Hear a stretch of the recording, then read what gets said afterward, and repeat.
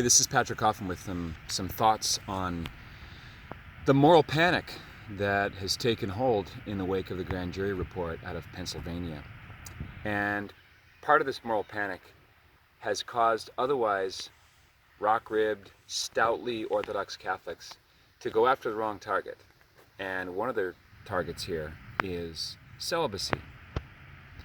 Even otherwise very Orthodox, dynamic, evangelical-minded Catholics are now starting to rethink celibacy as though if we had married men as priests, the scandal problem either wouldn't happen or would be, minuscule by comparison. And while it's tempting to think in those ways, along those lines, I think it's a mistake, and let me explain why.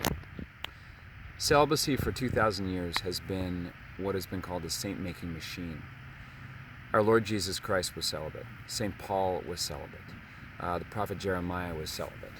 There are many, many saints throughout history, some married, many consecrated life, who attained that sanctity because of their unmediated connection with Christ, their single-hearted devotion to the Lord and to his people. Celibacy frees a man or a woman to be devoted to a community, and it makes him or her better able to take a new assignment without having a wife and children in tow. Also, the church is running deficit levels budget-wise. So you add in a wife and kids and dental bills and mortgage into the mix, that's not workable, at least not in today's Catholic church structures. Also, St. Paul in the 7th chapter of 1 Corinthians has some choice words in favor of celibacy. This is why the church teaches that celibacy is an objectively superior state. More blessed is one of the ways to put it. It does not mean that marriage is not a sacrament. It does not mean that marriage is not even holy. In fact, the witness of celibacy has no meaning unless you're renouncing a great good, and marriage is a great good. It is also a path to holiness. It's the path I'm on, so I'm not against it. I'm for it. However, listen to what St. Paul says. This is 1 Corinthians chapter 7. He says, I say this by way of concession, not of command. So it's not a divine command. I do wish that all were as I myself am, namely single for Christ. But each has his own special gift from God, one of one kind and one of another. To the unmarried and to the widows, I say that it's well for them to remain single as I am. But if they cannot exercise self-control, they should marry, for it's better to marry than to be aflame with passion. First, that's verses 6 through 9. Same chapter, 1 Corinthians 7, later in verse 27 through 34. Are you free from a wife? Do not seek marriage. Those who marry will have worldly troubles. And I would spare you that.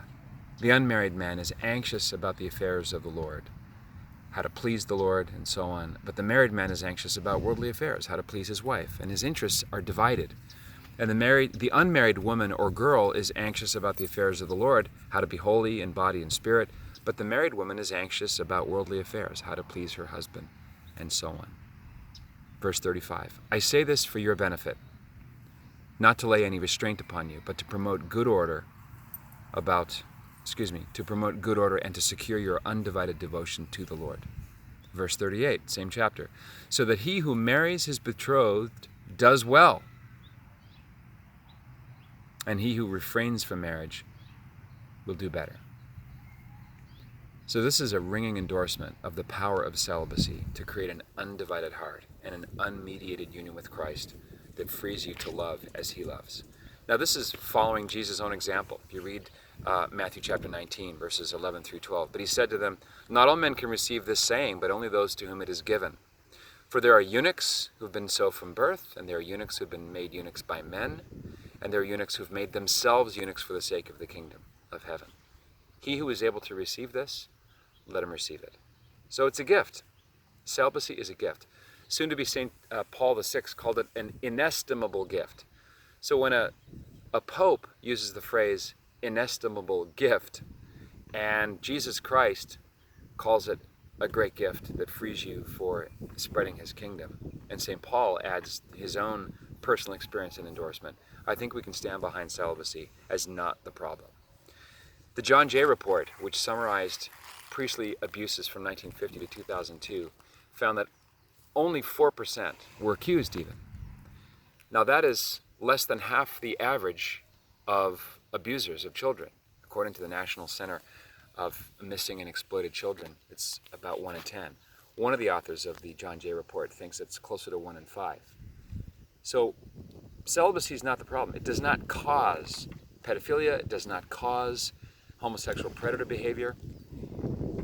If it did, then swimming would cause swim coaches to abuse children. Marriage would cause all the married men who abuse children, but that's absurd. So we have to think hard about this issue rather than emote freely and give vent to our virtue signaling, anger. Righteous anger is good. I have righteous anger about this scandal. I'm ticked off. I've had enough.